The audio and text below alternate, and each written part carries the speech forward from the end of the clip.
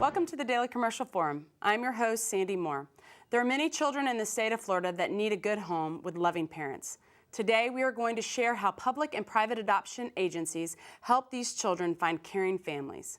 Our guests are Nicole Pulcini Mason, a Development and Communications Coordinator for Kids Central, Rick Manuel, Assistant Director of Youth and Family Alternatives Adoption Program, Christine Arendas, attorney for a chosen child adoption agency, and Rebecca Farling, adoptive mother with 8 children.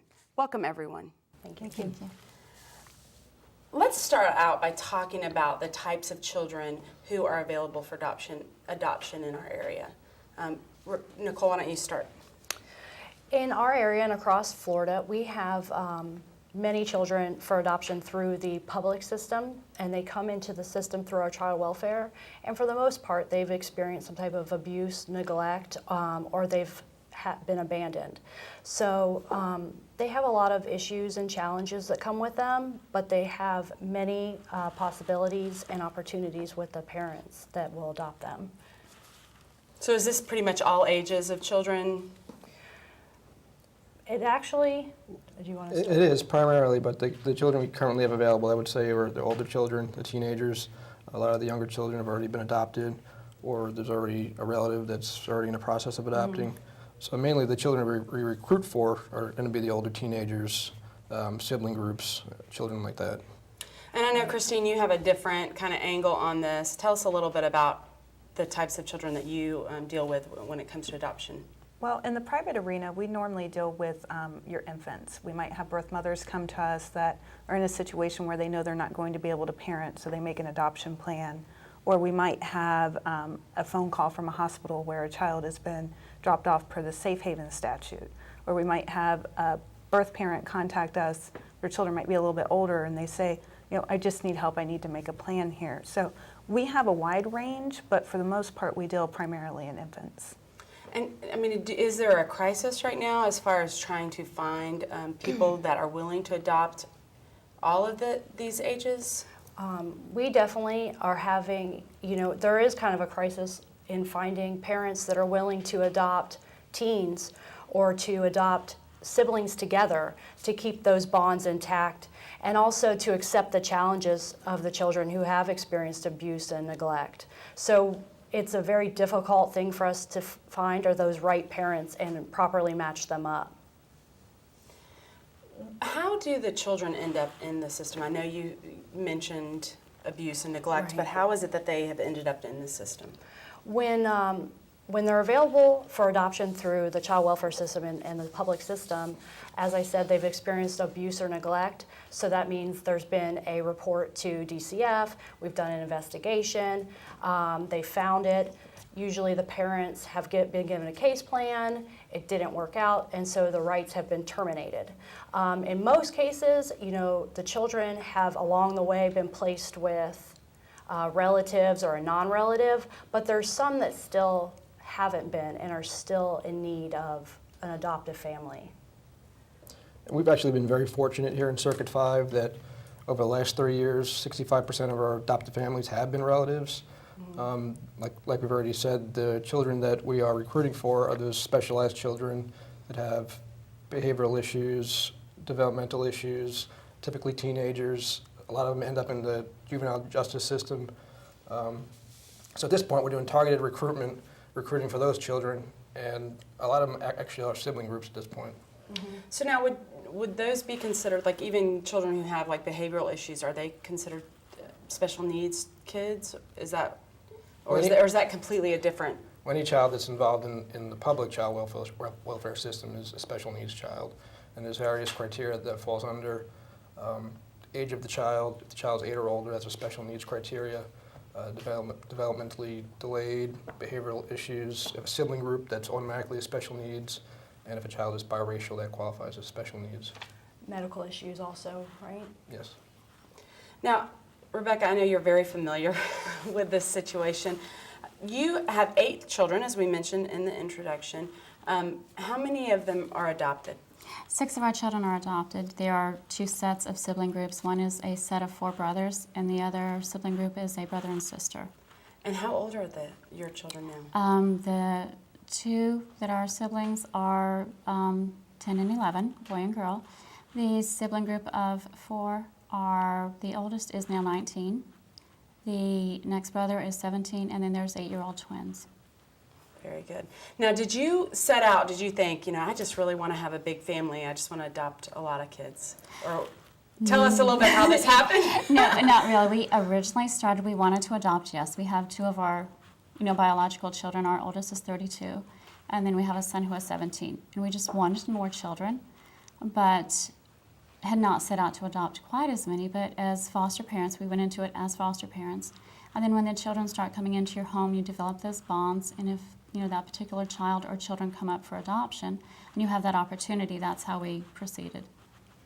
So this was kind of a, maybe a love story in some ways. Oh, absolutely. They definitely, they get into your heart. They do.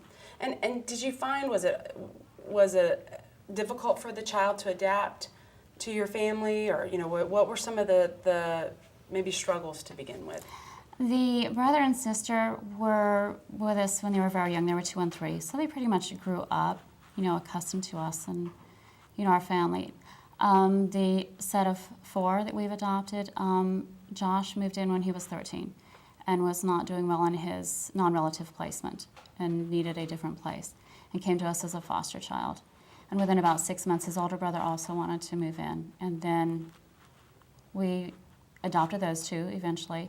And then the younger 2 brothers came up for adoption also. And then all 4 of them, finally got a chance to be together again. And they adapted quite well.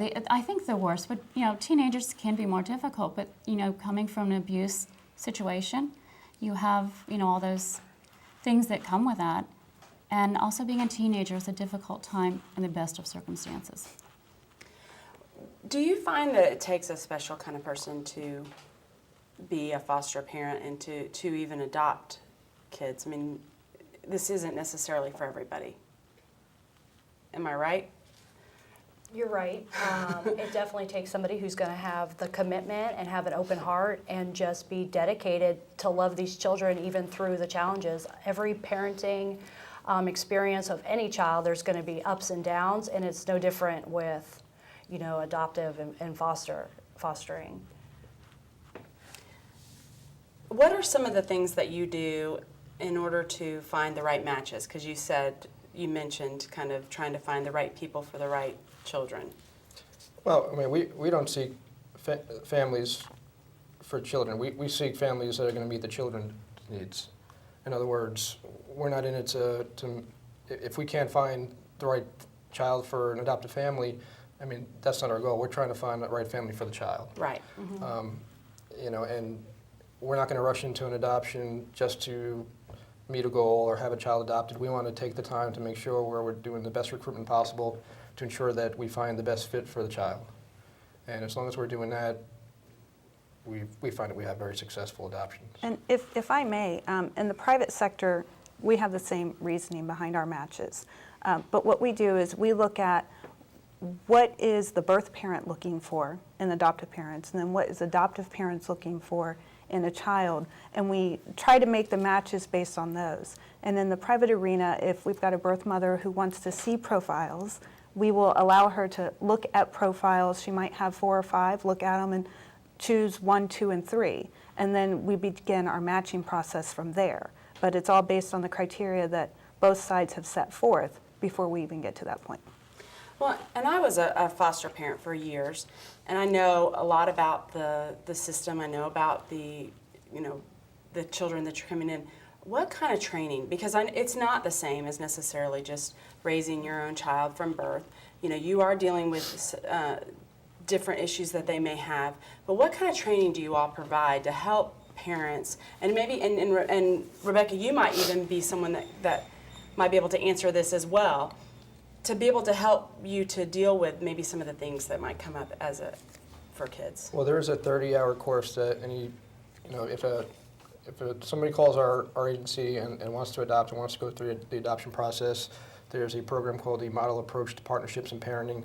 That's a 10-week, 30-hour course, and during that time we explain the types of children we have in the system, that they're going to have issues, there's going to be obstacles and things that the families need to work through, and that, it's not a perfect situation. And we discussed during that course that, if this is not for you, then it's okay to walk away and not not go forward with the process. We don't hold that against anybody. And we find that, if we're honest up front and we explain the needs of the children have, and we explain the commitment that's needed, we can get very good adoptive families that way. Rebecca, did you have any special training that you had to do? Yes, we did the MAP classes, but one of the biggest things that we find is support is other foster parents. There's like Sumter Foster Adoptive Association. Within there's meetings, they have, continuing education classes that you take, and then you also have the support of that group, within your friends. And I'm guessing that really, I know that there are struggles and it's not always easy, but the rewards, of course, can be really great. You mentioned people that you were willing to take into your family, and as we were doing the intro, and I mentioned, at the beginning I said something about 6 children, and you're like, we have 8. You want to make sure that they're all included in that, so. Yeah, it's important that they all, no matter if they're biological or adopted, that they feel the importance, and that, everybody is treated equally, irrespective of their own individual needs or achievements. Our teenagers, when we adopted them, they, as teenagers, do have their own struggles, but they're just awesome right now. Our kids are we're very pleased. We all know that it's really hard to just even to try to raise your own children right now financially. Is there help for parents? I know in the foster system you get a monthly check for kids that you come in. What about when you're adopting? Is it the same type of a situation for adoptions? Can you tell us a little bit about that? There are several supports that you receive through adopting. There's the monthly adoption stipend. The children qualify and can remain on state health insurance. And then there's also a tuition waiver, which helps them, go to college and continue and stay in college, and it really eases that burden on the families. And we also have adoption support groups each month in each county for adoptive parents and, prospective adoptive parents. We also have a clinical coordinator that's available to adoptive families after finalization. If they're having struggles, if they have questions or concerns that they need addressed, if they need to be referred to services, we have somebody on staff that they can call 24 hours a day. And actually prior to finalization, we want to get involved with the families up front to alleviate any issues that they may be having prior to finalization, make sure they're ready to move forward, that the child's ready to move forward, and that the family and the child are truly ready to have this be a forever situation. So it's not like you just sign the dotted line and they're like, all right, you're on your own. Oh, no.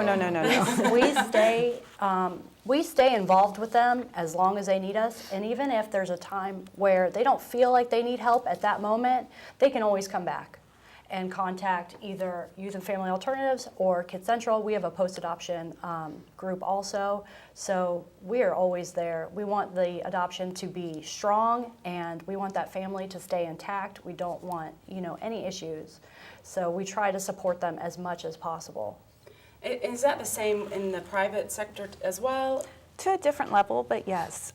We have lots of families that we've worked with in the past, and they're in constant communication with our office. Sometimes they're just letting us know how their Pride and Joy is doing that we helped put with them. Sometimes we're contacted by the birth parents who are still in some need of counseling, which is free, of course. And we provide services to each side as they're needed for them. The other thing that our particular office does is that we provide a monthly seminar to people who are thinking about adoption so that they understand what the private adoption process looks like, what the potential costs are going to be, and they're going in it with wide open eyes as opposed to the imagination one that is put out there for everybody. I'm going to sign up, I'm going to get a baby right away, and then I'm going to live happily ever after, because it is quite a lengthy process whether you're in the private sector or if you're in the public sector. Mm-hmm. It's not an overnight type of thing. No, ma'am, it's not.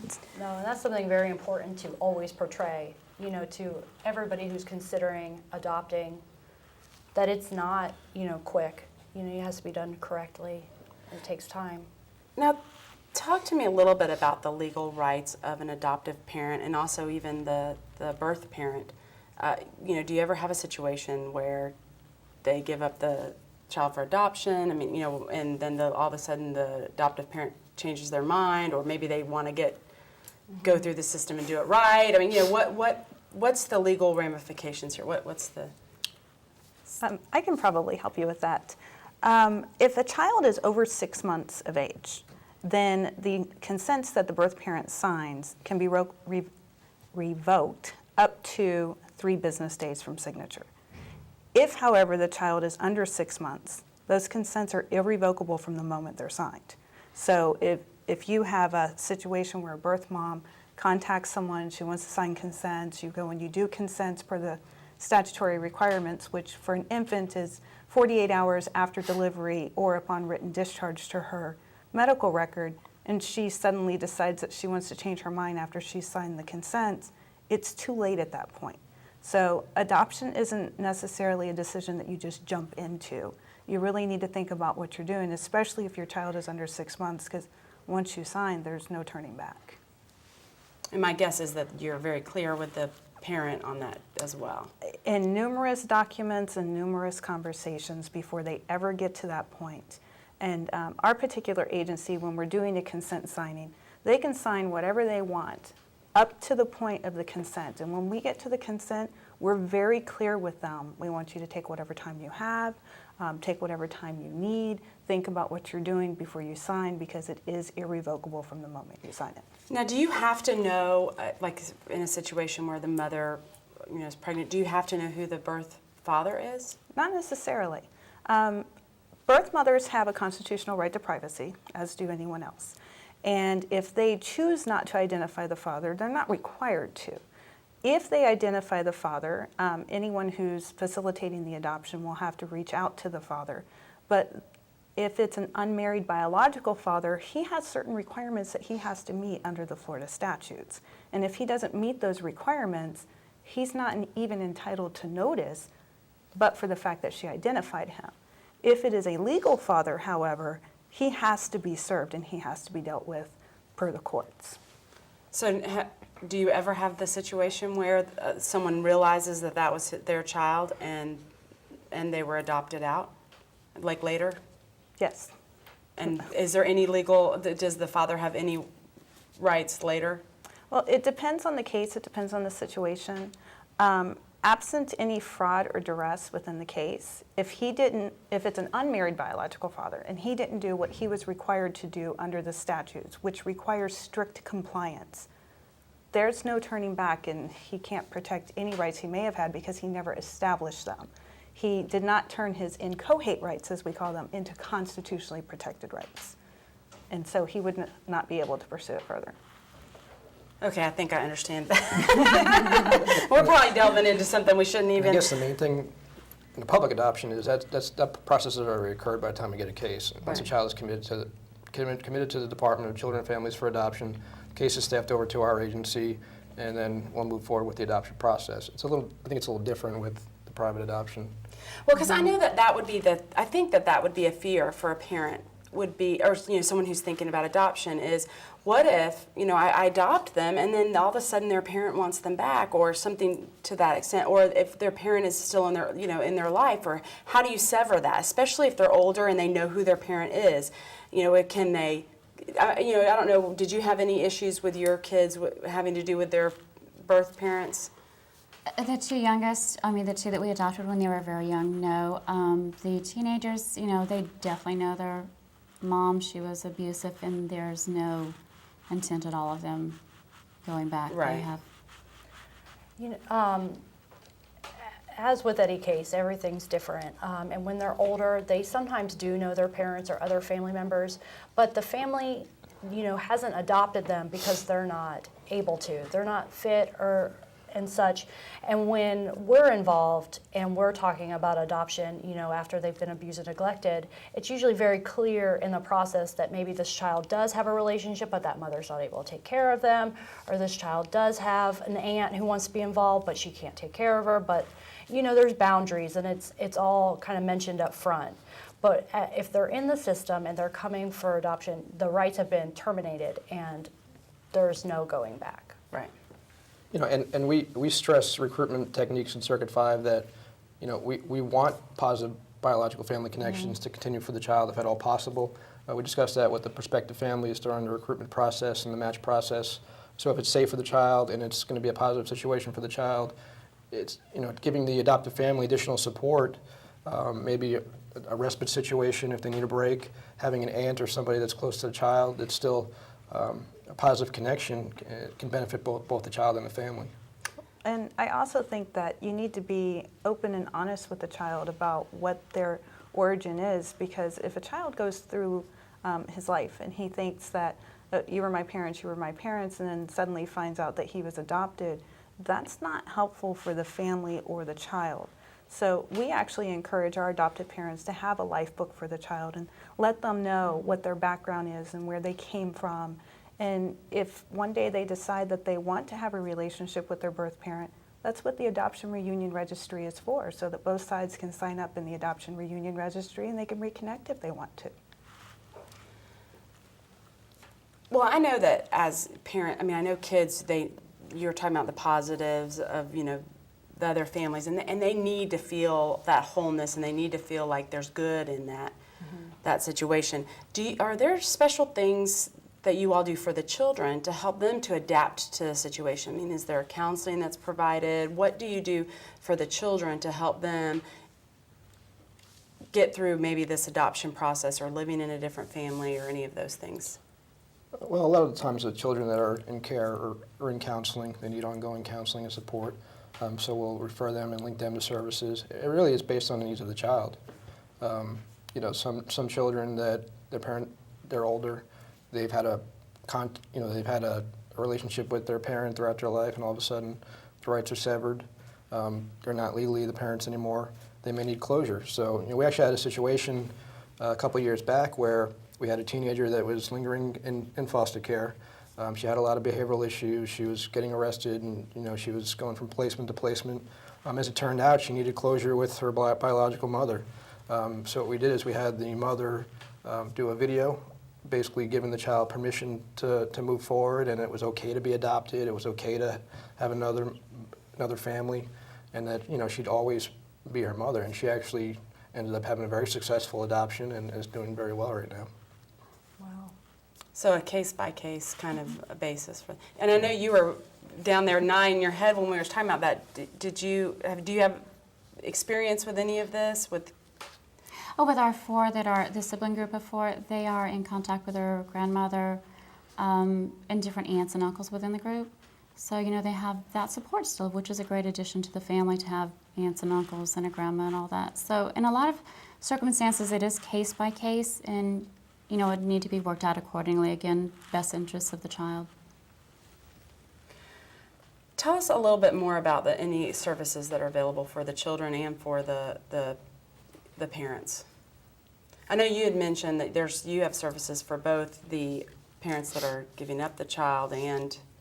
Yes, because we work with both sides of the adoption. Our agency offers services to both. When a birth mother is working with us, we've got a birth parent coordinator that takes her to appointments, or might help her set up Medicaid, might help her get food stamps, whatever she needs. So we have that designated person working with her. We also have an adoptive parent coordinator who's working with the adoptive parents. But everybody in the office is working towards the goal of adoption and what's in the best interest of all parties concerned, whether it results in an adoption or not, quite frankly. Do you find that as people are in that situation and they're getting help and they're on that side that maybe they realize they can do this? Actually, we've seen an upturn in that. We've seen a lot of birth parents going to agencies and looking for assistance, and when they get the assistance, they have this idea, oh, well, maybe I can do this, and then they might end up changing their mind. Sometimes they don't end up changing their mind because they know that it might only be a temporary situation. Sometimes they come to us, though, because they know that they can get the financial assistance, and there was never really any inclination to actually place for adoption. And that's too bad. Yes. It's too bad for all concerned. Yes. What is Celebrate Adoption Month? exactly what it says. You know? When is it? What? Tell us a little bit about it. Celebrate Adoption. It's every November.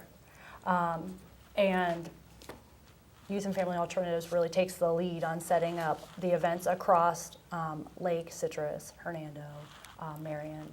And they just bring out all the parents. Yeah, we have various events throughout November.